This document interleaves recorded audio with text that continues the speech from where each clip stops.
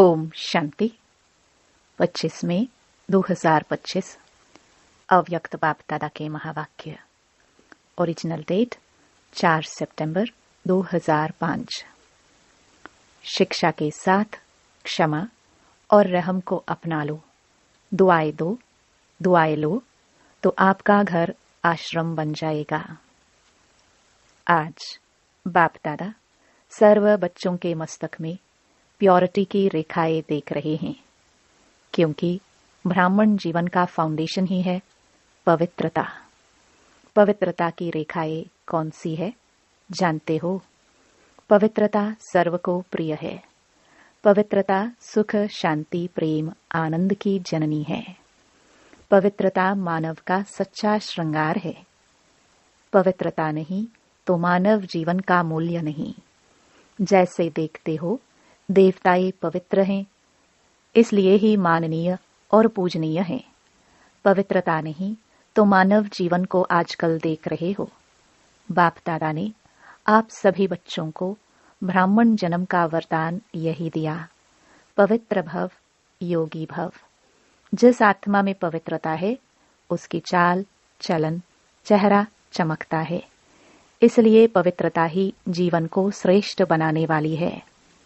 वास्तव में आप सब बच्चों का आदि स्वरूप ही पवित्रता है, अनादि स्वरूप भी पवित्रता है। ऐसी पवित्र आत्माओं की विशेषताएं उनकी जीवन में सदा पवित्रता की पर्सनालिटी दिखाई देती है। पवित्रता की रियलिटी, पवित्रता की रॉयल्टी चेहरे और चाल में दिखाई देती है। यह रेखाएं जीवन का श्रृंगार है। रियलिटी है मैं अनादि आदि स्वरूप, इस स्मृति से समर्थ बन जाता है। रॉयल्टी है स्वयं भी स्वमान में और हरेक को सम्मान देकर चलने वाला। पर्सनालिटी है सदा संतुष्टता और प्रसन्नता, स्वयं भी संतुष्ट और अन्य को भी संतुष्ट करने वाले। पवित्रता से प्राप्तियां भी बहुत हैं। बाप दादा ने आप सभी बच्चों को क्या क्या प्राप्ति कराई है वह जानते हो ना? कितने खजानों से भरपूर किया है। अगर प्राप्तियों को स्मृति में रखे तो भरपूर हो जाए। सबसे पहला खजाना दिया है ज्ञान का खजाना, जिससे जीवन में रहते दुख, अशांति से मुक्त हो जाते। व्यर्थ संकल्प, नेगेटिव संकल्प, विकल्प, विकर्म से मुक्त हो जाते हैं। अगर कोई भी व्यर्थ संकल्प व विकल्प आता भी है तो ज्ञान के बल से विजयी बन जाते हैं। दूसरा खजाना है याद, योग, जिससे शक्तियों की प्राप्ति होती है और शक्तियों के आधार से सर्व समस्याओं को, सर्व विघ्नों को सहज पार कर लेते हैं। तीसरा खजाना है धारणाओं का, जिससे सर्व गुणों की प्राप्ति होती है। और चौथा खजाना है सेवा का, जिससे सेवा करने से जिसकी सेवा करते हो उसकी दुआएं मिलती हैं, खुशी प्राप्त होती है। इतने खजाने बाप द्वारा सभी बच्चों को प्राप्त होते हैं। बाप सभी को एक जैसे ही खजाने देते हैं, कोई को कम, कोई को ज्यादा नहीं देते हैं। लेकिन लेने वालों में फर्क हो जाता है। कोई बच्चे तो खजाने को प्राप्त कर खाते पीते मौज करते और फिर मौज में खत्म कर देते हैं, और कोई बच्चे खाते पीते मौज करते जमा भी करते हैं, और कोई बच्चे कार्य में भी लगाते लेकिन बढ़ाते जाते हैं। बढ़ाने की चाबी है खजाने को स्व के प्रति और दूसरों के प्रति यूज करना।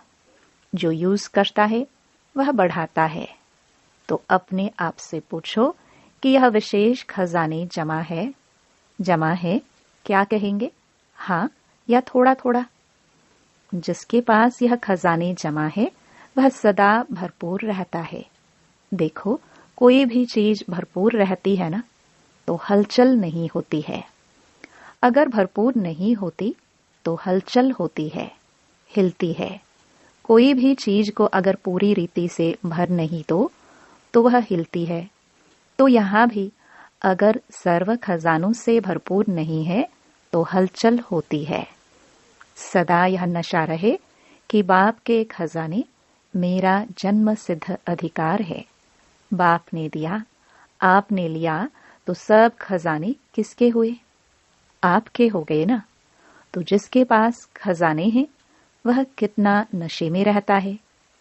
जैसे छोटा सा राजा का लड़का राजकुमार होता है, पता भी नहीं होता है कि बाप के पास क्या क्या खजाना है, लेकिन नशा रहता है कि बाप के खजाने मेरे खजाने हैं और खजाने की खुशी में रहता है। अगर खुशी कम रहती है तो उसका कारण क्या होता है? बाप ने तो खजाने दिए हैं, सुना, लेकिन एक है सुनने वाले, दूसरे है समाने वाले। जो समाने वाले हैं वह नशे में रहते हैं। आज नए नए बच्चे भी आए हैं। बाप दादा आप लक्की बच्चों को आप सबके भाग्य की मुबारक दे रहे हैं। अपने भाग्य को पहचाना है। परमात्म प्यार, अविनाशी प्यार, जो सिर्फ एक जन्म नहीं चलता, अनेक जन्म सदा ही प्यार कायम रहता है। क्योंकि यह जो समय चल रहा है, यह समय भी संगम युग, भाग्यवान युग है।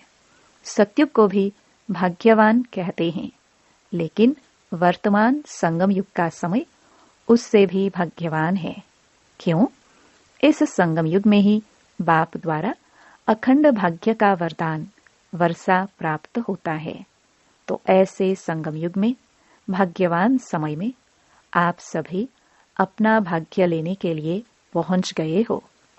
बाप दादा बच्चों को बहुत एक सहज पुरुषार्थ की विधि सुनाते हैं। सहज चाहते हो ना? मुश्किल तो नहीं चाहते हो ना? इन बच्चों को, पुरानों को तो भाग्य की सहज विधि मिल गई है, मिली है ना? सबसे सहज, और कुछ भी नहीं करना, सिर्फ एक बात करना। एक बात तो कर सकते हो ना? हाँ करो या ना करो, कहो हाँ जी, तो सबसे सहज विधि है। अमृत वेले से लेके सबको जो भी मिले उससे दुआएं लो और दुआएं दो। चाहे क्रोधी भी आवे, लेकिन आप उसको भी दुआएं दो और दुआएं लो, क्योंकि दुआएं तीव्र पुरुषार्थ का बहुत सहज यंत्र हैं। जैसे साइंस में रॉकेट है ना, तो कितना जल्दी कार्य कर लेता है। ऐसे दुआएं देना और दुआएं लेना, यह भी एक बहुत सहज साधन है आगे बढ़ने का। अमृत वेले बाप से सहज याद से दुआएं लो और सारा दिन दुआएं दो और दुआएं लो। यह कर सकते हो? कर सकते हो तो हाथ उठाओ। कोई बद्दुआ दे तो क्या करेंगे? आपको बार बार तंग करे तो? देखो, आप परमात्मा के बच्चे, दाता के बच्चे, दाता हो ना, मास्टर दाता हो, तो दाता का काम क्या होता है? देना। तो सबसे अच्छी चीज है दुआएं देना। कैसा भी व्यक्ति हो, लेकिन है तो आपका भाई बहन। परमात्मा के बच्चे तो भाई बहन हो ना, तो परमात्मा का बच्चा है, मेरा ईश्वरीय भाई है, ईश्वरीय बहन है। उसको क्या देंगे? बद्दुआ देंगे क्या? बाप कभी बद्दुआ देता है? देगा? देता है? हाँ या ना? हाँ ना करो, बहुत खुश रहेंगे। क्यों? अगर बद्दुआ वाले को भी आप दुआ देंगे, वह दे ना दे, लेकिन आप दुआएं लेंगे तो दुख क्यों होगा? बाप दादा आप आए हुए बच्चों को एक वरदान देता है। वरदान याद रखेंगे तो सदा खुश रहेंगे। वरदान सुनाए? सुनेंगे? वरदान है, अगर आपको कोई दुख दे तो भी आप दुख लेना नहीं। वह दे लेकिन आप नहीं लेना, क्योंकि देने वाले ने दे दिया, लेकिन लेने वाले तो आप हो ना। देने वाला लेने वाला नहीं है। अगर वह बुरी चीज देता है, दुख देता है, अशांति देता है, तो बुरी चीज है ना। आपको दुख पसंद है नहीं पसंद है ना, तो बुरी चीज हो गई ना। तो बुरी चीज ली जाती है क्या? कोई आपको बुरी चीज देवे तो आप ले लेंगे? लेंगे? नहीं लेंगे। तो लेते क्यों हो? ले तो लेते हो ना। अगर दुख ले लेते हो तो दुखी कौन होता है? आप होते हो या वह होता है? लेने वाला ज्यादा दुखी होता है। अगर अभी से दुख लेंगे नहीं तो आधा दुख तो आपका दूर हो गया। लेंगे ही नहीं ना। अरे, आप दुख के बजाय उसको सुख देंगे तो दुआएं मिलेगी ना। तो सुखी भी रहेंगे और दुआओं का खजाना भी भरपूर होता जाएगा। हर आत्मा से कैसी भी हो, आप दुआएं लो, शुभ भावना, शुभ कामना रखो। कभी कभी क्या होता है, कोई ऐसा काम करता है ना, तो कोशिश करते हैं शिक्षा देने की। इसको ठीक कर दो, शिक्षा देते हो। शिक्षा दो, लेकिन शिक्षा देने की सर्वोत्तम विधि है कि क्षमा का रूप बन के शिक्षा दो। सिर्फ शिक्षा नहीं दो, रहम, क्षमा भी करो और शिक्षा भी दो। दो शब्द याद रखो, शिक्षा और क्षमा, रहम। अगर रहमदिल बनके उसको शिक्षा देंगे तो आपकी शिक्षा काम करेगी। अगर रहमदिल बनके नहीं देंगे तो शिक्षा एक कान से सुनेंगे, दूसरे कान से निकल जाएगी, शिक्षा धारण नहीं होगी। ऐसे है ना, अनुभव है। आप भी किसका शिक्षक तो नहीं बन जाते। शिक्षक बनना जल्दी आता है, लेकिन क्षमा करना दोनों साथ साथ चाहिए। अभी से रहम, रहम करने की विधि है शुभ भावना, शुभ कामना। जैसे कहते हैं ना, सच्चा प्यार पत्थर को भी पानी कर देता है। ऐसे ही क्षमा स्वरूप से शिक्षा देने से आपका कार्य जो चाहते हो यह नहीं करे, यह नहीं हो, वह प्रत्यक्ष दिखाई देगा। आपके रहम दिल बन शिक्षा देने का प्रभाव, उसकी कठोर दिल भी परिवर्तन हो जाएगी। तो क्या वरदान मिला? ना दुख देना, ना दुख लेना। पसंद है? पसंद है तो अभी लेना नहीं, गलती नहीं करना। जब बाप दुख नहीं देता तो फॉलो फादर तो करना है ना, कर रहे हैं। कभी कभी थोड़ा डांट देते हो, डांटना नहीं, रहम करो, रहम के साथ शिक्षा दो। बार बार किसको डांटने से और ही आत्मा जो है ना, वह दुश्मन बन जाती है, घृणा आ जाती है। परमात्म बच्चे हो ना, तो जैसे बाप पतित को भी पावन बनाने वाला है, तो आप दुखी को सुख नहीं दे सकते हो। अभी जाकर ट्रायल करना। ट्रायल करेंगे ना, तो पहले चैरिटी बिगिंस एट होम। परिवार में अगर कोई दुख देवे तो भी दुख लेना नहीं, दुआएं देना, रहमदिल बनना पहले घर वालों को करो। आपके घर का प्रभाव मोहल्ले में पड़ेगा, मोहल्ले का प्रभाव देश में पड़ेगा, देश का प्रभाव विश्व में पड़ेगा। सहज है ना, अपने परिवार में शुरू करो। क्योंकि देखो, एक भी अगर क्रोध करता है तो घर का वातावरण क्या हो जाता है? घर लगता है या युद्ध का मैदान लगता है? उस समय अच्छा लगता है? नहीं लगता है ना। आप लोगों के लिए भी है। आज वीआईपीस के साथ मधुबन वाले समर्पित भाई बहनें भी सामने बैठे हैं। अपने अपने साथियों से, अपने अपने कार्यकर्ताओं से न दुख लेना, न दुख देना, दुआएं देना और दुआएं लेना। अगर आप अधिकार से ऐसे समय पर भी दिल से मेरा बाबा कहेंगे, परमात्मा बाबा, मेरा बाबा, तो कहावत है कि भगवान सदा हाजिर है। अगर आपने दिल से अधिकार रूप में ऐसे समय पर मेरा बाबा कहा, तो बाप हजूर हाजिर हो जाएगा। क्योंकि बाप किसके लिए है? बच्चों के लिए तो है। और अधिकारी बच्चे को बाप सहयोग नहीं दे, यह हो ही नहीं सकता है, असंभव। तो परिवर्तन करके जाना, जैसे आए वैसे नहीं जाना, परिवर्तन करके ही जाना। क्योंकि देखो, इतना खर्चा करके आए हो, टिकट तो लगी ना, खर्चा भी किया, समय भी दिया, तो उसकी वैल्यू तो रखेंगे ना। तो वैल्यू है स्व परिवर्तन से पहले घर का परिवर्तन, फिर विश्व का, देश का परिवर्तन। आपका घर आश्रम बन जाए, घर नहीं आश्रम। वैसे शास्त्र भी कहते हैं गृहस्थ आश्रम, लेकिन आज आश्रम नहीं है। आश्रम अलग है, घर अलग है। तो घर को आश्रम बनाना, दुआएं देना और लेना, यह आश्रम का कार्य है। आपका घर मंदिर बन जाएगा। मंदिर में मूर्ति क्या करती है? दुआएं देती है ना। मूर्ति के आगे जाकर क्या कहते हैं? दुआएं दो, मर्सी मर्सी कह के चिल्लाते हैं। तो आपको भी क्या देना है? दुआ। ईश्वरीय प्यार दो, आत्मिक प्यार, शरीर का प्यार नहीं, आत्मिक प्यार। आज प्यार है तो स्वार्थ का प्यार है, सच्चे दिल का प्यार नहीं है। स्वार्थ होगा तो प्यार देंगे, स्वार्थ नहीं होगा तो डोंट केयर। तो आप क्या करेंगे?